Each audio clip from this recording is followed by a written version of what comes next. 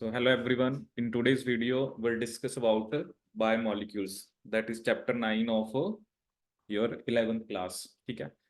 So इसमें हम generally भी हम बायोमोलिक्यूल्स की जब बात करते हैं तो हम बात करते हैं प्रोटीन्स की, पॉलीसेकेराइड्स की, न्यूक्लिक एसिड्स की, ठीक है, लिपिड्स की, ठीक है, क्योंकि ये सभी कंपाउंड्स हमारे अंदर होते हैं and they are basically they have different functions. ठीक है, प्रोटीन्स के अलग फंक्शंस हैं, लिपिड्स के अलग फंक्शन है, ठीक है, आपके पॉलीसेकेराइड्स के अलग फंक्शन है, ठीक है.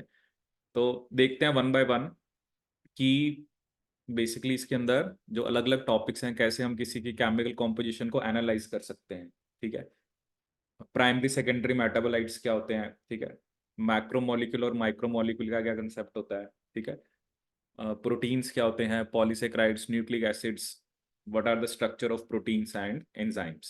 ठीक है, so this is very important chapter.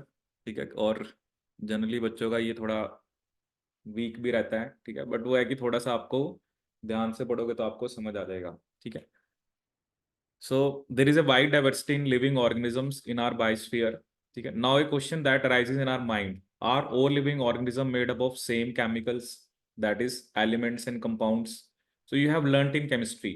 ठीक है, केमिस्ट्री में हम एलिमेंटल एनालिसिस करते हैं, ठीक है ना. जैसे बेसिकली मैंने एक कंपाउंड दिया, ठीक है, तो ये ना अलग अलग मेथड्स होते हैं. अब मुझे पता नहीं है कि अब 11th क्लास में है या नहीं है कि उसमें कितना कार्बन है.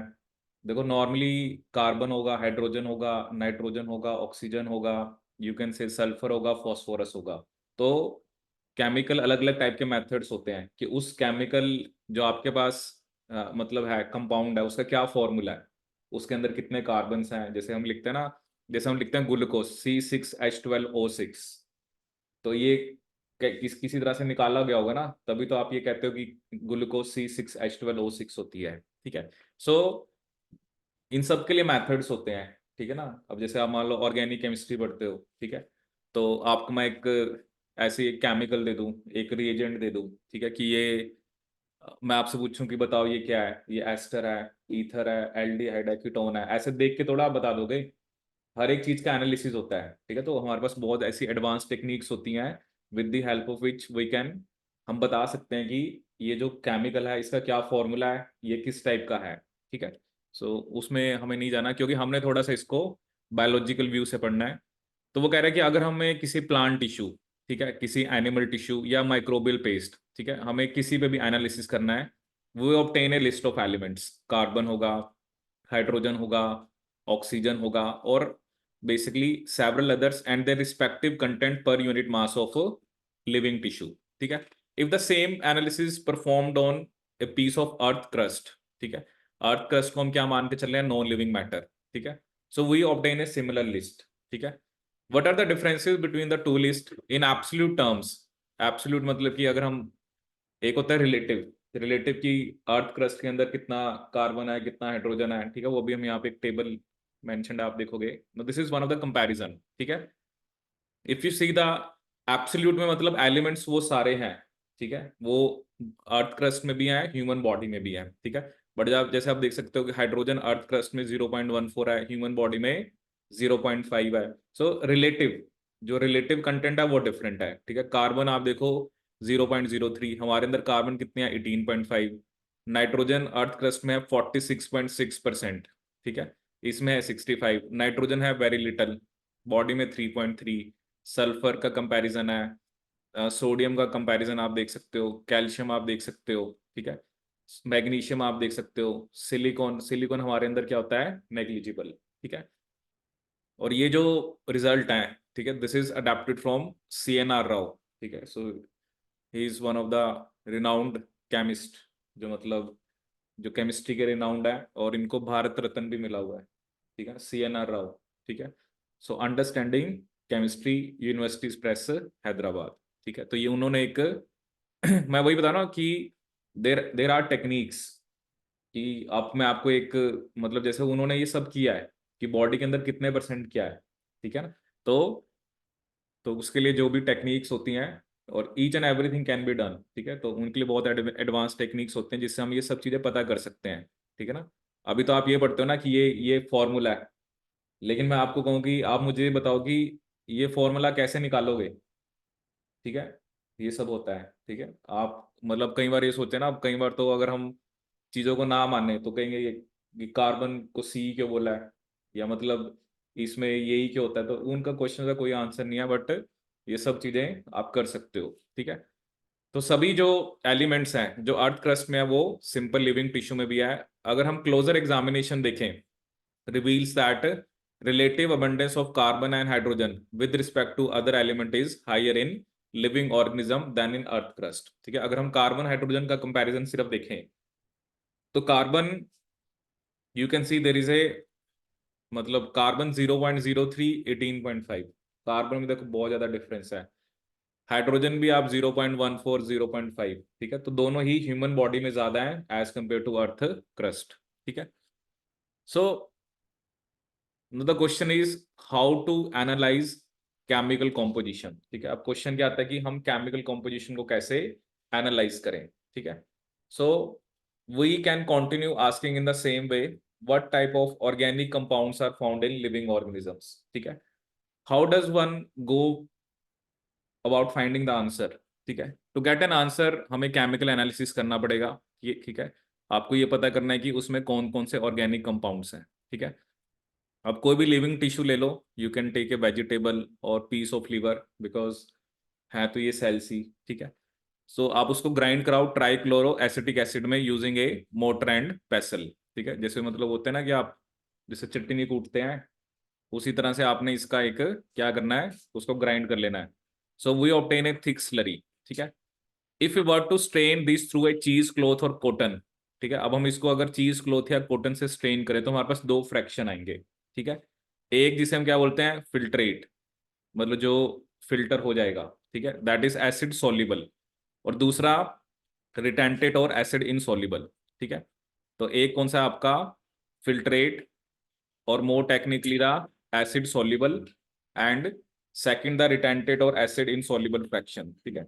So scientist have found thousands of organic compounds in the acid soluble pool, ठीक है। तो साइंटिस्ट ने बहुत सारे ऑर्गेनिक कंपाउंड्स जो है उन्हें वो कहाँ पर मिले हैं, एसिड सॉल्युबल पूल में, ठीक है। So in higher classes you will identify कि किसमें क्या क्या होता है, ठीक है। कि how to analyse a living tissue sample and identify a particular organic compound, ठीक है। It will suffice to say here that one extract the compound, ठीक है। आप पहले कंपाउंड को एक्सट्रैक्ट करते हो, then subject the extract to various separation technique till one has separated a compound from all other compounds, ठीक है। मैंने आपको कहा कि सेल में से मुझे सिर्फ ग्लाइसिन चाहिए जो कि एक अमीनो एसिड है, मुझे एलेनिन चाहिए। भाई अब सेल के अंदर तो इतना कुछ है, या सेल में से मुझे कोई स्पेसिफिक प्रोटीन चाहिए, ठीक है। अब आपके सेल के अंदर तो पता नहीं कितने हजारों प्रोटीन पड़े हैं, तो हमें एक स्पेसिफिक अमीनो एसिड पहले तो आपने, जैसे क्या होता है ना, एक चीज एसिड इनसॉल्युबल है एक सॉल्युबल है, ठीक है। तो आधी चीजें तो जो इनसॉल्युबल है वो हट गई, फिर सॉल्युबल में से आपने उसको एक्सट्रैक्ट करना है। तो बहुत सारी ऐसी टेक्निक्स आती हैं जो हमें हेल्प करती हैं प्यूरिफिकेशन ऑफ कंपाउंड में, ठीक है। In other words one isolate and purifies A compound. Analytical techniques होती हैं, अगर एनालिटिकल टेक्निक्स यूज करोगे तो आप उसका मॉलिक्यूलर फॉर्मूला भी बता सकते हो, और फिर उसके बाद उसका आप स्ट्रक्चर भी बता सकते हो, ठीक है। तो पहले तो कंपाउंड को एक्सट्रैक्ट करना, ठीक है ना। तो जैसे होता है ना अलग अलग टाइप के कंपाउंड्स हैं, ठीक है। जैसे मान लो कोई कंपाउंड मेरे को प्लांट से मिला, ठीक है।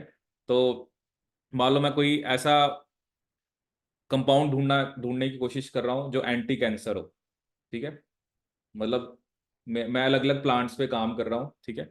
तो मैंने क्या देखा कि इस प्लांट के अंदर से मुझे एक कंपाउंड मिला, ठीक है। और वो बेसिकली क्या कर रहा है, वो आपके कैंसर सेल्स को मार रहा है, ठीक है। तो पहले तो मैंने वो कंपाउंड देखा, ठीक है। उसके बाद मैंने उस कंपाउंड का मॉलिक्यूलर फॉर्मूला निकालना है कि उसके अंदर कार्बन कितने हैं, हाइड्रोजन कितने हैं, नाइट्रोजन या जो भी उसके अंदर है, और उसका स्ट्रक्चर क्या होगा, ठीक है ना। आप केमिस्ट्री में क्या पढ़ते हो, स्ट्रक्चर्स।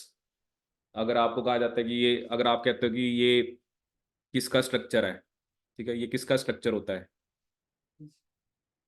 बस यही तो मार खाते हो तुम लोग। साइक्लो साइक्लोहेक्सेन, ये क्या होता है, हैं, ये क्या होता है जो मैंने ऊपर बनाया है, ये क्या होती है। बेंजीन पे अगर CH3 लगा दूं तो इस कंपाउंड को क्या बोलते हैं?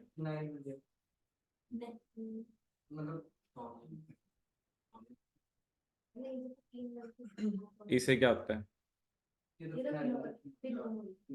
ये क्या है?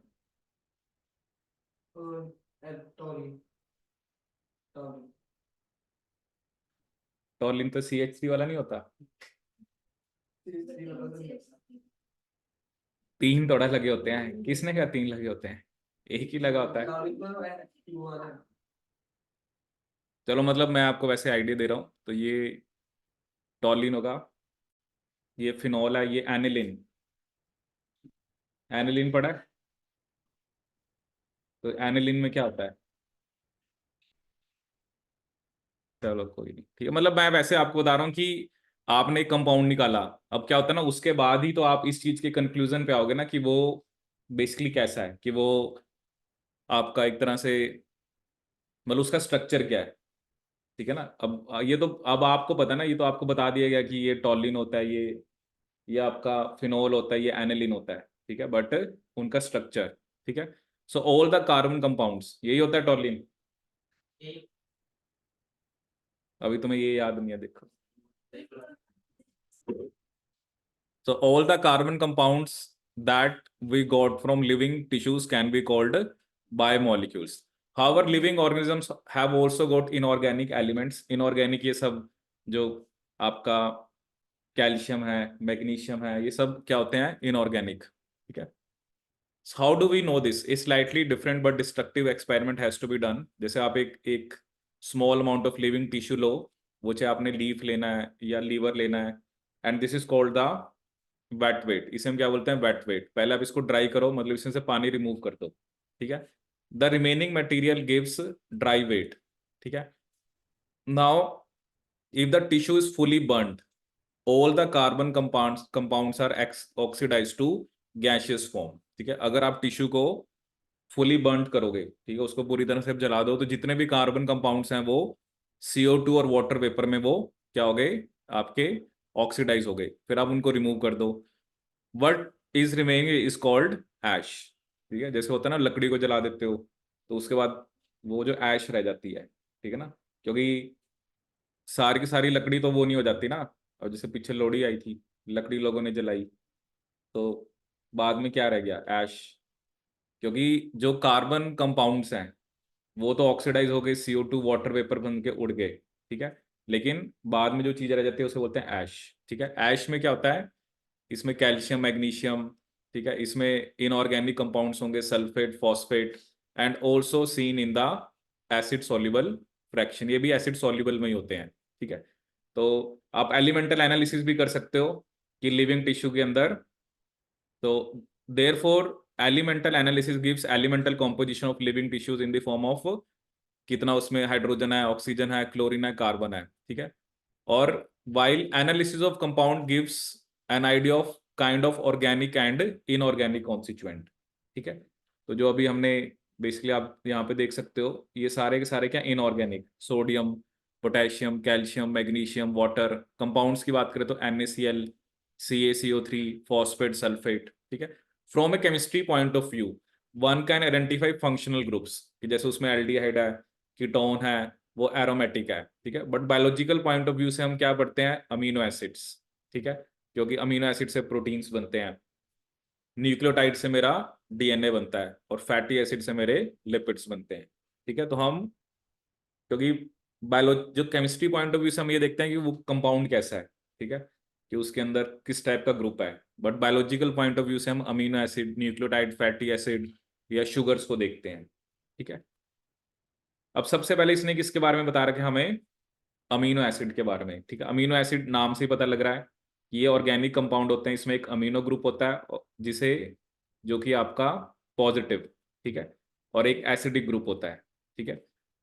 अमीनो ग्रुप का मतलब हम किसकी बात करें? आपका, जैसे मैं अगर मैं कोई भी यहाँ पर आपका अमीनो एसिड बनाऊं तो कार्बन, ठीक है, यहाँ पर जैसे मैंने लिख दिया आपका COH, ठीक है, यहाँ पे मैंने लिख दिया NH3 पॉजिटिव, यहाँ पे मैंने लिख दिया H, और ये आपकी साइड चेन, ठीक है, कि इस R के बेस पे हमारे पास we have 20 different type of amino acids, 20 different type of amino acids. On the basis of R group हमारे पास 20 डिफरेंट टाइप ऑफ के अमीनो एसिड्स, ठीक है। So that is the alpha carbon, however they are called alpha amino acids, ठीक है। क्यों, वही ना, कार्बन है उसके ऊपर आप देख रहे हो ये जो कार्बन होता है जो सेंटर में होता है, इसे हम क्या बोलते हैं, अल्फा कार्बन, ठीक है, इसे हम क्या बोलते हैं, alpha carbon. So these are substituted methanes.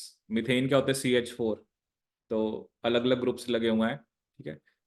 So there are 4 substituent groups occupying the 4 valency positions, ठीक है। दीज आर हाइड्रोजन, ये रहा आपका हाइड्रोजन, ठीक है।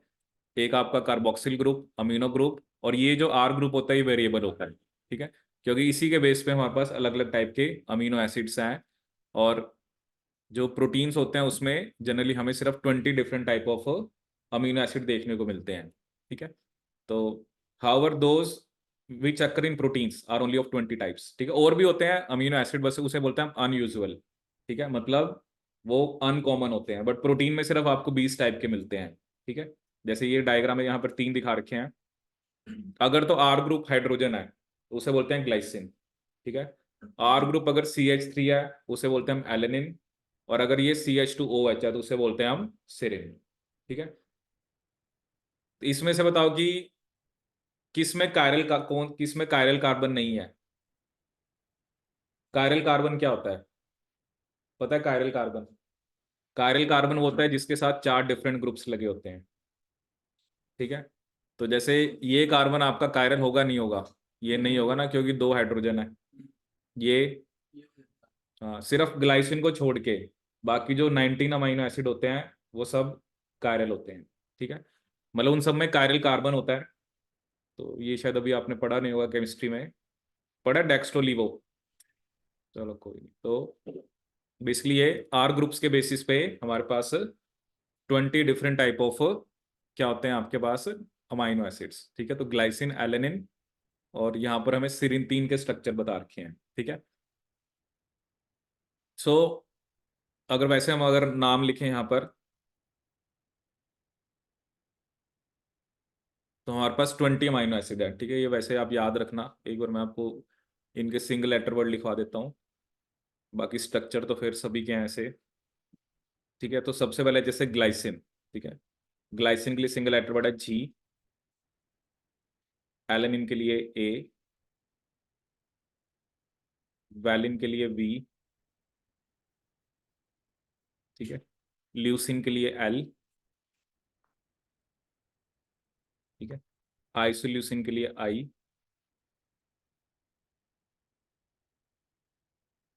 मिथुनिन के लिए M, प्रोलिन के लिए P, ठीक है। तो ये जनरली 7 ही हो गए, ठीक है। इसके अलावा होता है phenyl alanine F, tyrosine Y, tryptophan W। ये तीनों हमारे कैसे होते हैं, एरोमेटिक।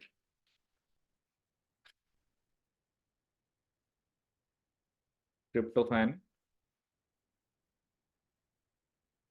ये तीनों कौन से होते हैं आपके, एरोमेटिक, ठीक है। एरोमेटिक मतलब जैसे वही जिनके अंदर बेंजीन रिंग होती है, ठीक है। तो ये 3 जो हैं ये आपके एरोमेटिक होते हैं, ठीक है। इसके अलावा कुछ होते हैं बेसिक। बेसिक अमाइनो एसिड होता है जिसपे पॉजिटिव चार्ज होता है। बेसिक का मतलब क्या है, क्योंकि अगर कोई चीज बेसिक है तो मतलब उस पर पॉजिटिव चार्ज है, ठीक है। तो इसमें 3 अमाइनो एसिड आते हैं, lysine, lysine is K, arginine is R, and histidine is H। Lysine K, arginine R, histidine is H, ठीक है। एसिडिक वो होते हैं जिन पे होता है आपका negative charge. Acidic amino acids पे क्या चार्ज होता है आपका, नेगेटिव। तो इसमें कौन कौन से आते हैं, एक तो aspartic acid, single letter word D, और ग्लूटामिक एसिड के लिए single letter word E। Aspartic acid D, glutamic acid E, ठीक है। तो ये हो गए हमारे 15, और इसके अलावा 5 अमीनो एसिड और आते हैं, सेरिन, सेरिन और थ्रियोनिन दोनों में OH ग्रुप होता है, ठीक है। सीरीन होता है S, threonine T, cysteine C। Cysteine और मिथ्योनिन ये दोनों ऐसे होते हैं जिसमें सल्फर होता है। सिस्टीन में भी सल्फर होता है, मिथ्योनिन में भी सल्फर होता है। और लास्ट सिस्टीन के लिए होता है C। और लास्ट दो है हमारे एस्पाराजीन एंड ग्लूटामीन। एस्पाराजीन के लिए N और ग्लूटामीन के लिए Q। ठीक है। तो ये 20 अमीनो एसिड होते हैं, glycine, alanine, valine, leucine, isoleucine, methionine, proline, phenylalanine, tyrosine, tryptophan, lysine, arginine, histidine, aspartic acid, glutamic acid, serine, threonine, cysteine, asparagine, glutamine. ठीक है। अब यहाँ पर चलो एनसीईआरटी में एक जैसे आपको ग्लाइसिन का स्ट्रक्चर बता रखा है। ठीक है। और बेसिकली किसका बता रखा है, एक आपको ग्लाइसिन का बताया हुआ है, एक एलेनिन का, और एक किसका बताया हुआ आपको, सेरीन का। ठीक है। तो ग्लाइसिन का है यहाँ पर, एक एलेनिन का आपने देखा, और एक सेरीन का। ठीक है। तो ये तीन के तो स्ट्रक्चर सेरीन,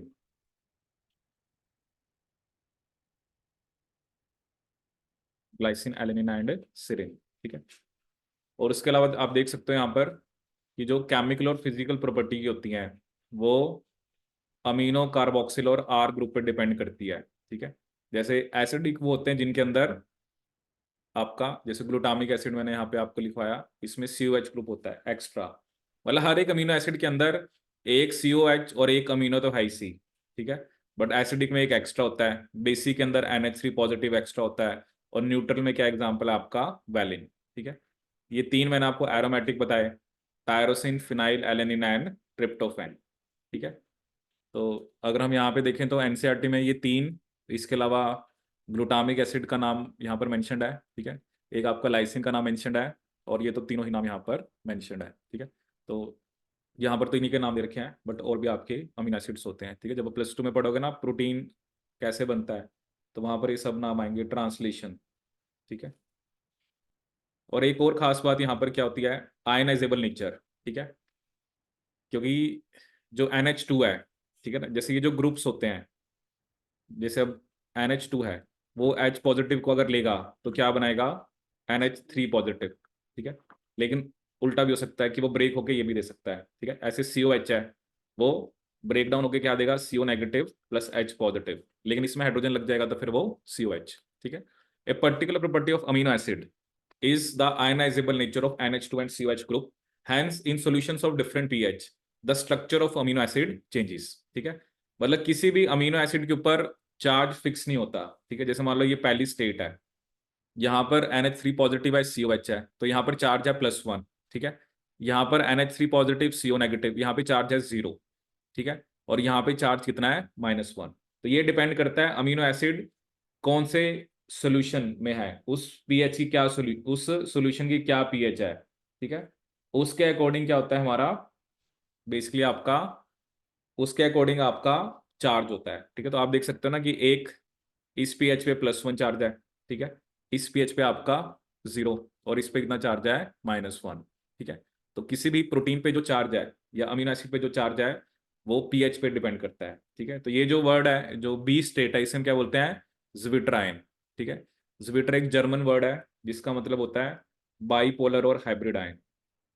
बाईपोलर और हाइब्रिड आयन, ये एक जर्मन वर्ड है जिसका मतलब होता है बाईपोलर और हाइब्रिड आयन। ठीक है। और जनरली एक हम पीएच डिफाइन करते हैं जिसे बोलते हैं आइसोइलेक्ट्रिक पॉइंट। ठीक है। जिस पीएच के ऊपर चार्ज 0 होता है तो that is equal to PK1 + PK2/2।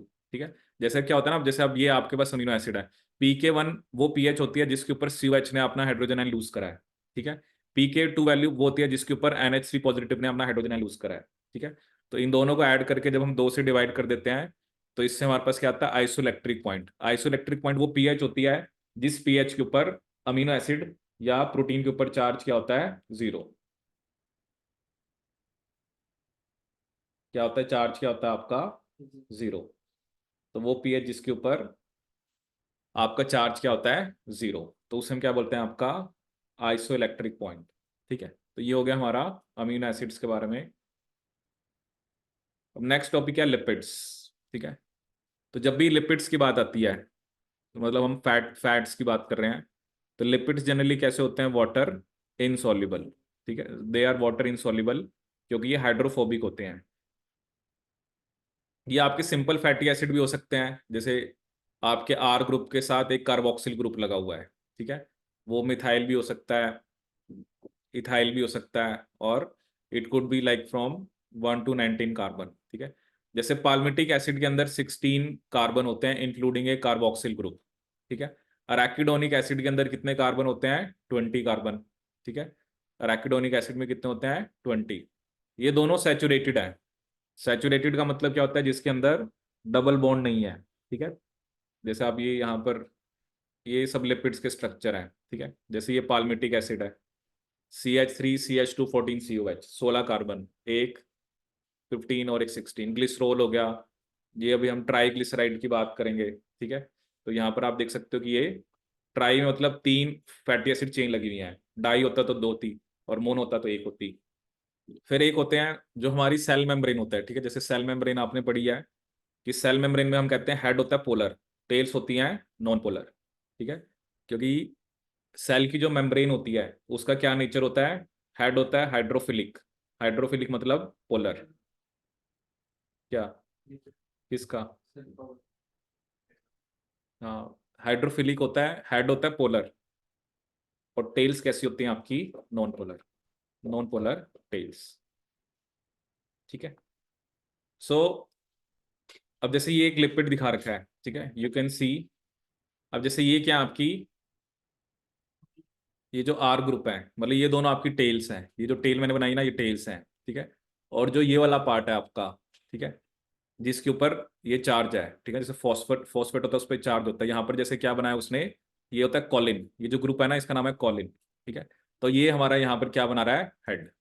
तो ये जो ग्रुप होता है, जैसे यहाँ पर नहीं है ना, तो ये तो एक तरह से इसमें चार्ज नहीं है, ठीक है। तो ये दोनों टेल्स होती हैं और ये आपका हेड होता है कैसा? पोलर, क्योंकि इसे हम क्या बोलते हैं? फॉस्फोलिपिड। ये जो ग्रुप यहाँ पे बना रखा है इसका नाम होता है कॉलिन, इस ग्रुप का क्या नाम होता है? कॉलिन। और ये लिपिड कौन सा आपका? फॉस्फेटिडाइल कॉलिन, ठीक है। यहाँ पे आप लिख सकते हो इसे। और फॉस्फेटिडाइल कॉलिन का ही दूसरा नाम होता है लेसिथिन, ठीक है। कोलेस्ट्रॉल भी आपका लिपिड है, फॉस्फेटिडाइल कॉलिन, ये भी आपका एक तरह से लिपिड है। ये सारे लिपिड्स के एग्जाम्पल हैं, ठीक है। अब होता है क्या ना, अलग अलग टाइप के फैट्स होते हैं, ठीक है। जैसे अभी हम दो कंसेप्ट देखेंगे यहाँ पर, जैसे सैचुरेटेड और अनसैचुरेटेड, ठीक है। एक होते हैं सैचुरेटेड और एक होते हैं अनसैचुरेटेड, ठीक है। सैचुरेटेड मतलब जिसके अंदर आपका डबल बॉन्ड नहीं है, अनसैचुरेटेड में डबल बॉन्ड होता है, ठीक है। अब बेसिकली होता क्या है कि यहाँ पर एक कंसेप्ट आता है मेल्टिंग पॉइंट का, ठीक है। अगर फैटी एसिड की चेन लेंथ ज्यादा है, जैसे आपके एक फैटी एसिड में 10 कार्बन है, एक में 12 है, जितनी चेन लेंथ ज्यादा होगी, ठीक है, उतना मेल्टिंग पॉइंट ज्यादा होगा, ठीक है। दूसरा, जितना अनसैचुरेशन, जितने डबल बॉन्ड ज्यादा होंगे उतना मेल्टिंग पॉइंट क्या होगा आपका? कम होगा, ठीक है।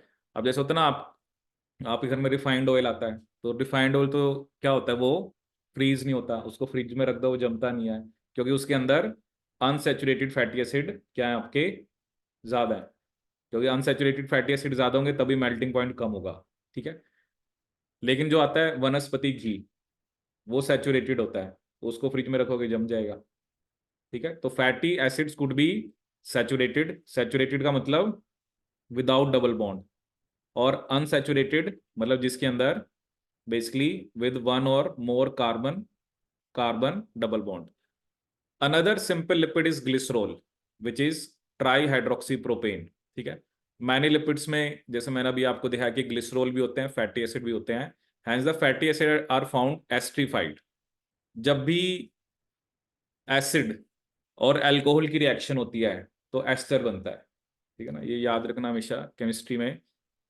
जब भी किसकी रिएक्शन होती है, एसिड कौन सा ग्रुप होता है? COH, ठीक है। और अल्कोहल क्या होता है? OH group. तो यहाँ से जैसे वाटर निकल गया, ठीक है, तो एस्टर क्या होता है आपका? C double bond O। तो जब भी अल्कोहल, क्योंकि ग्लिसरॉल एक अल्कोहल है, और फैटी एसिड में जब रिएक्शन होती है तो क्या बनता है आपका? ईस्टर, ठीक है। तो ये मोनोग्लिसराइड जैसे मैंने आपको बताया एक लगा होगा, डाई में 2 और ट्राई में 3। So these are also called as fats and oil based on the melting point. Oils का मेल्टिंग पॉइंट कम होता है, ठीक है, इसलिए वो ऑयली रहते हैं विंटर्स में भी, ठीक है। Can you identify a fat from the market? Some lipids have phosphorus, ठीक है, and phosphorylated organic compound in them, ठीक है। तो इन्हें हम क्या बोलते हैं, फॉस्फोलिपिड। जैसे एक लिपिड की अभी हमने बात करी जो कि सेल मेम्ब्रेन में होता है, दैट इज लेसिथिन, ठीक है। और कुछ टिश्यूज जो कि स्पेशली द न्यूरल टिश्यूज, उनके अंदर लिपिड्स जो होते हैं उनका कॉम्प्लेक्स स्ट्रक्चर होता है, ठीक है। जैसे यहाँ पर मैं आपको एग्जांपल बताता हूँ, स्फिंगोमाइलिन, ठीक है। जैसे हम एक पढ़ते हैं ना कि अ, जो आपके न्यूरॉन्स होते हैं में जो एक्सोन होते हैं उनके अराउंड माइलिन शीथ होती है, तो वो माइलिन शीथ एक तरह से ये लिपिड ही होता है, विच इज योर स्फिंगोमाइलिन, ठीक है। तो इसका स्ट्रक्चर और भी कॉम्प्लेक्स होता है, इसका स्ट्रक्चर और भी क्या होता है, कॉम्प्लेक्स होता है, ठीक है। So this is about your lipids. तो लिपिड्स में बस ये याद रखना, जितनी चेन लेंथ ज्यादा है उतना मेल्टिंग पॉइंट आपका ज्यादा होगा, जितनी अनसेचुरेशन ज्यादा है, मतलब greater the number of double bonds laser will be the melting point, ठीक है। जितने आपका डबल बॉन्ड्स ज्यादा होंगे उतना मेल्टिंग पॉइंट क्या होगा, आपका कम होगा, ठीक है। अब हम नेक्स्ट बात करेंगे जो डीएनए की, ठीक है। जैसे हमारे अंदर जो डीएनए होते हैं, या हमारे अंदर जो न्यूक्लिक एसिड्स होते हैं, ठीक है। तो न्यूक्लिक एसिड जो होता है वो होते हैं आपके पॉलीन्यूक्लियोटाइड्स। पॉलीन्यूक्लियोटाइड्स मतलब polymer of nucleotides, nucleic acid sites, polymer of nucleotides. अब ये एक जो न्यूक्लियोटाइड होता है वो किस किस का बना होता है, ठीक है। तो a nucleotide is made up of three things. A nucleotide is made up of nitrogenous base, pentose sugar and phosphate group. Nucleotide किस किस का बना होता है, nitrogenous base, pentose sugar and phosphate group, ठीक है। तो सो बेसिकली अभी हम बेसिस की बात करेंगे, ठीक है, शुगर और फॉस्फेट, ठीक है। जैसे अगर यहाँ पे आप डायग्राम में देख सकते हो, ये तो क्या दिखा रखे हैं हमारे नाइट्रोजनस बेसिस। जैसे प्यूरिन में दो होते हैं, एक एडेनिन होता है, ग्वानिन होता है, ठीक है।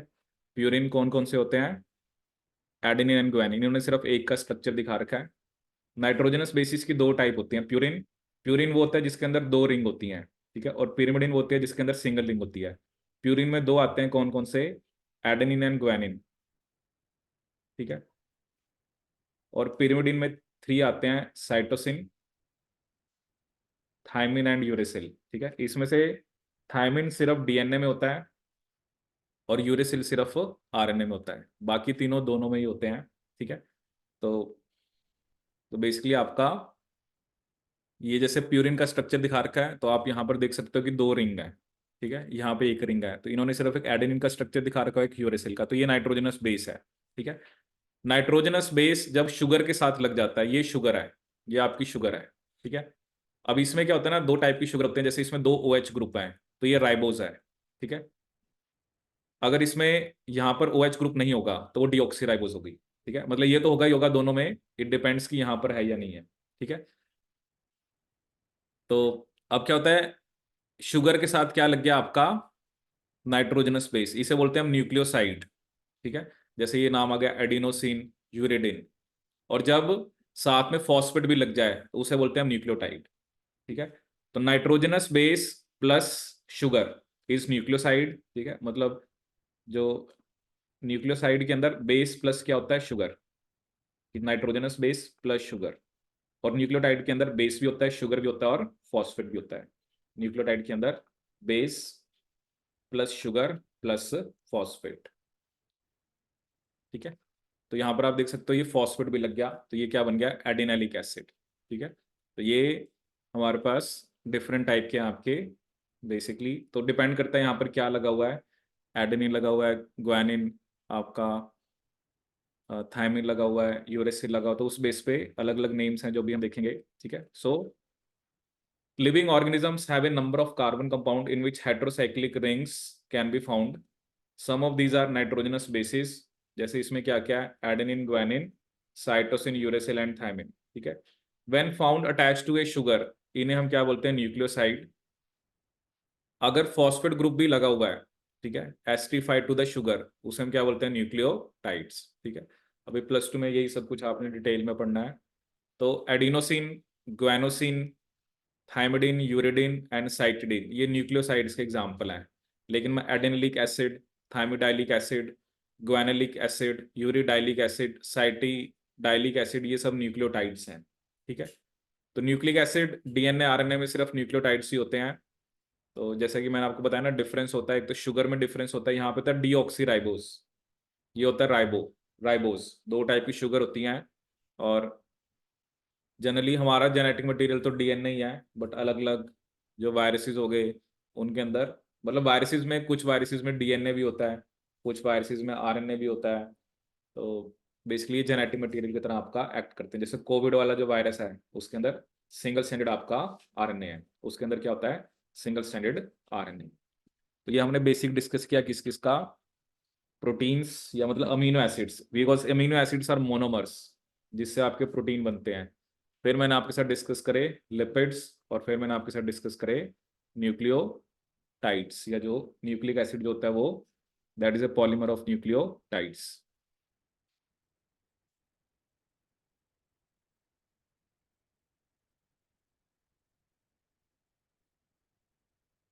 क्लियर है यहाँ तक?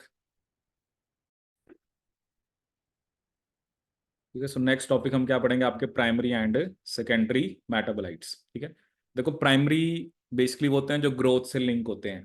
ठीक है, क्योंकि अगर किसी भी सेल को ग्रो करना है, ठीक है, तो वो क्या बनाएगा, उसको प्राइमरी मेटाबोलाइट पहले बनाने पड़ेंगे। ठीक है, लेकिन सेकेंडरी मतलब ऐसे होते हैं कि वो ग्रोथ से लिंक नहीं होते। ठीक है, जैसे अभी हम यहाँ पर देखेंगे, so the most exciting aspect of chemistry deals with isolating thousands of compounds, small and big, from living organisms, determining the structure and if possible synthesizing them। ठीक है, कि किसी भी चीज को हम कैसे बना सकते हैं, ठीक है ना, क्योंकि ऐसा नहीं होता कि हर एक चीज नेचुरल है। ठीक है ना, अब जैसे मान लो कोई एंटीबायोटिक आती है, ठीक है, तो बेसिकली जैसे मान लो कोई एंटीबायोटिक है पेनिसिलिन, अब पेनिसिलिन भी बड़े सारे टाइप्स की आती हैं। तो कुछ होती हैं नेचुरल, कुछ होती हैं बेसिकली आपकी दे आर सिंथेटिक, कि उसी में कुछ मॉडिफाई करके हम एक नई एंटीबायोटिक बना देते हैं। ठीक है, तो अगर हमें एक लिस्ट ऑफ बायोमोलिक्यूल बनानी हो, such a list would have thousand of organic compound, जिसमें अमीनो एसिड्स हो गए, शुगर्स हो गई। ठीक है, for reasons that are given in section 9.10, we can call this biomolecule as metabolites। ठीक है, in animal tissues one notices the presence of such categories of compounds। ठीक है, जो हमने देखे ये सब प्राइमरी मेटाबोलाइट है, जो हमने ये होते हैं ना, ये अमीनो एसिड्स हैं, शुगर्स हैं। ठीक है, लेकिन अगर कोई किसी प्लांट, फंगस या माइक्रोबियल सेल को एनालाइज करता है, ठीक है, तो उन कंपाउंड्स के अलावा बेसिकली जो प्राइमरी मेटाबोलाइट्स के अलावा थाउजेंड्स ऑफ कंपाउंड्स और भी होते हैं। ठीक है, जैसे एल्केलॉइड, ठीक है, फ्लैवेनॉइड्स, ठीक है, रबड़, ठीक है, असेंशियल ऑयल और एंटीबायोटिक्स। ठीक है, क्योंकि ये सब क्या है, जैसे क्या होता है ना, किसी की वजह से में भी कोई फ्लेवर आ रहा है, जैसे मान लो कोई जैसे राइस है, अब राइस में अलग अलग टाइप का उसमें स्मेल आती है, उसकी अरोमा है। ठीक है ना, जैसे एक होता है बासमती राइस है, एक सिंपल राइस है, तो उसमें कुछ ना कुछ एक्स्ट्रा चीज है ना, जिसकी वजह से उसमें फ्लेवर आ रहा है। ठीक है, तो वो एक सेकेंडरी मेटाबोलाइट का एग्जाम्पल हो सकता है आपका। ठीक है, सो प्राइमरी वो है जो ग्रोथ से लिंक है। ठीक है, अब जैसे क्या होता है ना, सेकेंडरी मेटाबोलाइट में जैसे मैं आपको कहूँ कि मान लो कैफीन है, ठीक है, जैसे और भी यहाँ पे जैसे कलर्ड पिगमेंट्स बता रखे हैं, सेंट, गम, स्पाइसेस। ठीक है, अब जैसे मान लो आप लाल मिर्च खाते हो, अब प्लांट जो है जिससे हमें लाल मिर्च मिलती है, क्योंकि लाल मिर्च के अंदर कुछ ना कुछ केमिकल है ना, या काली मिर्च है, जो भी है। अब देखो मे बी उसने तो वो केमिकल किस लिए बनाया, कि कोई उसे आगे खाए ना। जैसे अब हम सब्जी के अंदर थोड़ी सी लाल मिर्च डालते हैं, अगर ज्यादा डाल देंगे तो हम खा पाएंगे।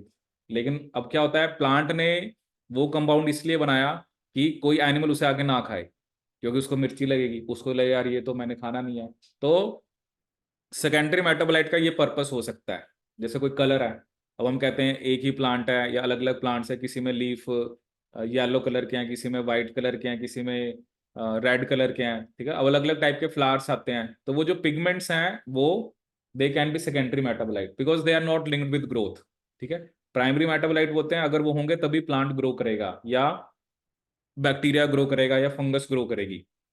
Secondary metabolites are not linked with growth. ठीक है, जैसे ये देखो पिगमेंट्स में उसने कौन कौन से एग्जांपल दे रखे हैं आपके, कैरोटीनॉइड्स, एंथोसाइनिन, ठीक है, एल्केलॉइड, मॉर्फिन, कोडीन, ठीक है, टर्पिनॉइड्स, मोनोटर्पीन्स, डाइटर्पीन्स, ठीक है, lemon grass oil, toxins, abrin, ricin, lectins, concanavalin A, drugs में विनब्लास्टिन, करक्यूमिन।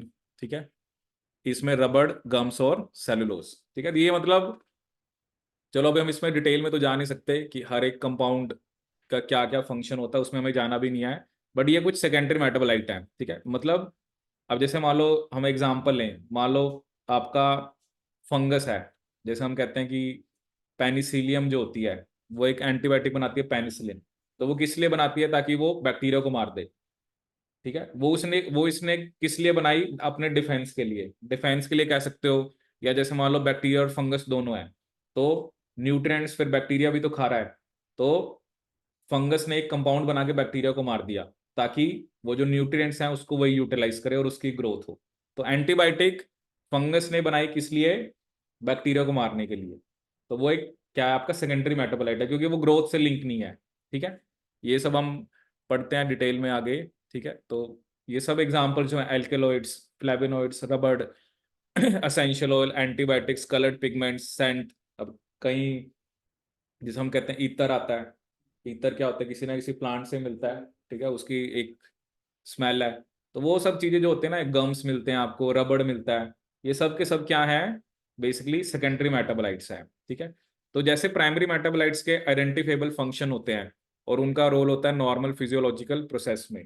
ठीक है, मतलब उसका हमें पता है, अमीनो एसिड है तो प्रोटीन बनेगा, न्यूक्लियोटाइड है तो न्यूक्लिक एसिड बनेगा, लिपिड्स हैं तो सेल की मेम्ब्रेन बनेगी, या बॉडी को जो फैट्स चाहिए वो मिलेंगे। ठीक है, सो and play no roles in normal physiological processes. We do not at the moment understand the role and functions of all the secondary metabolite. ठीक है, लेकिन क्या होता है भैया कि कुछ हमारे लिए यूजफुल है। रबड़ हम यूज करते हैं, ड्रग्स, अब प्लांट से हमें ड्रग्स मिलते हैं, जैसे क्यूनीन मिलता है जो कि हमें मलेरिया के ट्रीटमेंट के लिए यूज करते हैं, एट्रिमिसिन होता है, ये जैसे विनब्लास्टिन है, ये भी एक एंटी कैंसर ड्रग है।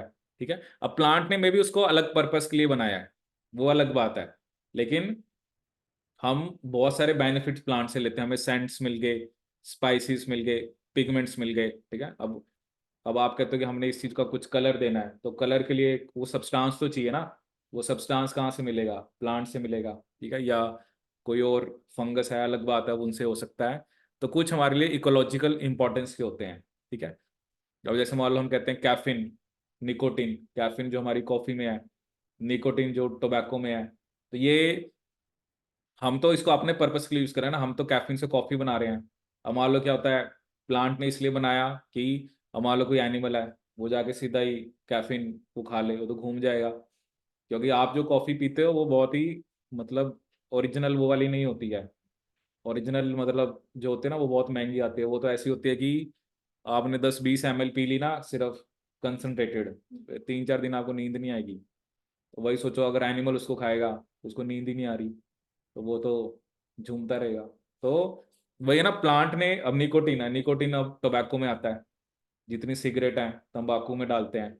अब प्लांट ने तो उसको अलग उस लिए बनाया ना, उसने बनाया कि यार मुझे कोई आगे खाए ना, लेकिन ह्यूमंस उसको अलग पर्पस के लिए यूज कर रहे हैं, उसको चाहे जो नशा करने के लिए जो भी है। ठीक है, तो वो मे भी प्लांट ने उसको अलग पर्पस के लिए बनाया था। ठीक है ना, अब जैसे होता है ना, बहुत सारे ऐसे प्लांट्स होते हैं जिनको जिनको आप विदाउट परमिशन आप उनको कल्टीवेट ही नहीं कर सकते। ठीक है ना, तो बहुत सारे प्लांट ऐसे होते हैं जो स्पेसिफिक कंडीशंस होते हैं वहीं पे ही वो उगते हैं। ठीक है, क्योंकि वो बेसिकली एक तरह से एडिक्शन हो जाती है ना, फिर वो ड्रग्स ही होते हैं जिसकी वजह से फिर आपको नशा होता है। ठीक है, अब नेक्स्ट हम बात करेंगे बायो मैक्रोमोलिक्यूल की। ठीक है, कहता है जितने भी कंपाउंड्स हैं जो हमें एसिड सॉल्युबल पूल में मिले, ठीक है, उनका जो मॉलिक्यूलर वेट है वो 18 to 800 डाल्टन है। ठीक है, अप्रोक्सीमेटली। लेकिन जो एसिड इन सोल्यूबल पूल है उसमें 4 टाइप ऑफ ऑर्गेनिक कंपाउंड है, proteins, nucleic acids, polysaccharides and lipids. These classes of compound with the exception of lipids, इन सब का मॉलिक्यूलर वेट जो है वो 10,000 डाल्टन और उससे बड़ा है। ठीक है, लिपिड्स अभी हम डिस्कस करेंगे। वैसे तो उनका वेट कम होता है, बट फिर भी उसे हम बायोमैक्रोमोलिक्यूल क्यों बोलते हैं? For this very reason, biomolecules जो भी आपके केमिकल कंपाउंड है उनको हमने 2 टाइप में करा। एक वो जिनका मॉलिक्यूलर वेट 1,000 डाल्टन से कम है, 1,000 डाल्टन से कम है, उसे हम बोलते हैं माइक्रोमोलिक्यूल। ठीक है, और ये जनरली आपका जो एसिड सॉल्युबल होता है। ठीक है, लेकिन जो एसिड इनसॉल्युबल में मिलते हैं उनका वेट जो है वो ज्यादा है, जिसे हम बोलते हैं मैक्रो और बायो मैक्रो मॉलिक्यूल्स। ठीक है, the molecules in the insoluble fraction with the exception of lipids are polymeric substances, ठीक है, क्योंकि प्रोटीन्स आपने देखे वो अमीनो एसिड्स के बने हुए हैं, जो पॉलीसेकेराइड्स होते हैं उसमें बहुत सारी शुगर्स होती हैं, ठीक है, न्यूक्लिक एसिड्स बहुत सारे न्यूक्लियोटाइड्स का बना हुआ है, ठीक है। सो वो कह रहे हैं कि the molecules in the insoluble fraction with the exception of lipids वो सब पॉलीमेरिक हैं। Then why do lipids whose molecular weights do not exceed 800 dalton, ठीक है, तो वो कैसे एसिड इनसॉल्युबल फ्रैक्शन में आते हैं, ठीक है। तो बेसिकली क्या होता है कि lipids are indeed small molecular weight compounds, ठीक है, और वो कहाँ पे प्रेजेंट होते हैं, basically they are not present, they are present not only as such but arranged in structures like cell membrane. अब वही बात है ना, मान लो एक लिपिड का वेट आप कह रहे हो 800 से कम है, चलो मैं 800 ले लेता हूँ, ठीक है, 800 वाला तो वैसे किस में आना चाहिए था, सॉल्युबल में। लेकिन अगर मैं कह रहा हूँ कि मेम्ब्रेन के अंदर मान लो 20 ऐसे लिपिड हैं, तो 800 इंटू 20 कितना हो गया आपका, 16,000, तो ये तो अब 1000 डाल्टन से ज्यादा हो गया। तो ये जो लिपिड्स होते हैं ना ये इकट्ठे रहते हैं, इस वजह से ये एसिड इनसॉल्युबल फ्रैक्शन में आए, ठीक है। तो चाहे हम सेल की मेम्ब्रेन की बात कर रहे हैं या अदर मेम्ब्रेन, क्योंकि मेनली लिपिड्स सेल की मेम्ब्रेन में होता है। When we grind a tissue वो are disrupting the cell structure, कहता है जो सेल मेम्ब्रेन होती है या अदर मेम्ब्रेन्स होती हैं, क्योंकि सिर्फ सेल की मेम्ब्रेन नहीं है, आपके अंदर जितनी ऑर्गेनली हैं, चाहे वो ईआर है, गोल्जी है, लाइसोसोम है, पेरोक्सीसोम्स हैं, प्लांट्स में बात करें तो क्लोरोप्लास्ट है, सभी की मेम्ब्रेन है, ठीक है। तो जैसे ही आप उसे क्या करते हो, बेसिकली आप ग्राइंड करते हो, ठीक है, तो सेल मेम्ब्रेन या जो भी अदर मेम्ब्रेन है वो पीसीज में ब्रेक हो जाती है और वेसिकल बना लेती हैं। वेसिकल मतलब एक सर्कुलर सा ऐसे स्ट्रक्चर बना लेगी, ठीक है, ऐसे एक सर्कुलर सा स्ट्रक्चर बना लेगी, ठीक है। So therefore these membrane fragments in the form of vesicle get separated along with the acid insoluble pool, और ये कौन से फ्रैक्शन आती हैं आपकी, मैक्रोमोलिकुलर में, ठीक है। So lipids are not strictly macromolecules, lipids आपके स्ट्रिक्टली मैक्रोमोलिक्यूल्स नहीं है, ठीक है। मतलब क्यों नहीं है, क्योंकि वेट 800 से कम होता है, ठीक है, या 800 के अराउंड होता है, बट क्योंकि वो सारे इकट्ठे ही आ जाते हैं, ठीक है, तो इस वजह से आप उसको वो आपको इनसॉल्युबल फ्रैक्शन में देखने को मिलते हैं, और यू कैन से कि वो आपके मैक्रोमोलिकुलर फ्रैक्शन आते हैं, ठीक है। एसिड जो सॉल्युबल है वो साइटोप्लाज्मिक कॉम्पोजिशन बताता है आपको, ठीक है। The macromolecules from cytoplasm and organelles become the acid insoluble fraction, ठीक है, वो भी हमने डिस्कस किया। और टुगेदर सॉल्युबल और इनसॉल्युबल मिलके आपको जो जो पूरा लिविंग टिश्यू या ऑर्गेनिज्म है उसकी कॉम्पोजिशन के बारे में बताते हैं, ठीक है। फिर यहाँ पर एक टेबल बता रखी है कि अगर हम अबंडेंस पॉइंट ऑफ व्यू से देखें, एक सेल के अंदर सबसे ज्यादा वाटर है 70 to 90%, ठीक है। उसके बाद आते हैं प्रोटीन्स 10 से 15%, carbohydrate 3%, lipid 2%, nucleic acid 5 to 7%, और आयंस आपके 1%। तो सबसे ज्यादा हमारे सेल्स के अंदर वाटर है, उसके बाद प्रोटीन्स, और उसके बाद बात की जाए तो न्यूक्लिक एसिड्स हैं 5 to 7, कार्बोहाइड्रेट्स 3%, लिपिड्स 2%, और आयंस आपके 1%, ठीक है। ठीक है, तो ये हो गया हमारा बेसिक, ठीक है। अब इसमें जैसे हमने प्रोटीन्स पढ़ने हैं एक तो, ठीक है, आपके जैसे अभी हमने अमीनो एसिड्स पढ़े, प्रोटीन्स पढ़ेंगे, पॉलीसेकेराइड्स पढ़ेंगे, इसमें ये सब क्या आपके पॉलीमेरिक फॉर्म्स हैं, ठीक है। फिर न्यूक्लिक एसिड्स के बारे में बता रखा है, फिर स्ट्रक्चर ऑफ प्रोटीन्स के बारे में बता रखा है, क्योंकि अलग अलग लेवल पे प्रोटीन की ऑर्गेनाइजेशन होती है। आपका एंजाइम्स के बारे में बता रखा है, ठीक है, कि किस टाइप की केमिकल रिएक्शन जो है वो एंजाइम्स करते हैं, ठीक है। और क्लासिफिकेशन भी बता रखी है कि हमने, तो ये तो बेसिक एंजाइम एक्शन बता रखा है, ठीक है। क्लासिफिकेशन भी बता रखा है कि एंजाइम्स कौन कौन सी क्लासेस होती हैं, and what is the concept of जैसे को फैक्टर्स, ठीक है। तो को फैक्टर्स के बारे में भी हम पढ़ेंगे, ठीक है। तो आज हमने थोड़ा अमीनो एसिड्स के बारे में पढ़ा, लिपिड्स के बारे में, न्यूक्लियोटाइड्स के बारे में, प्राइमरी सेकेंडरी मेटाबोलाइट का क्या कंसेप्ट होता है, और उसके अलावा हमने आपका पढ़ा भी मैक्रोमोलिक्यूल्स और माइक्रोमोलिक्यूल्स क्या होते हैं, ठीक है। तो जैसे अगर आपसे क्वेश्चन पूछा जाए कि 1 डाल्टन क्या होता है, what do you mean by 1 Dalton, ठीक है। चलो ये हम डिस्कस करेंगे नेक्स्ट क्लास में फिर।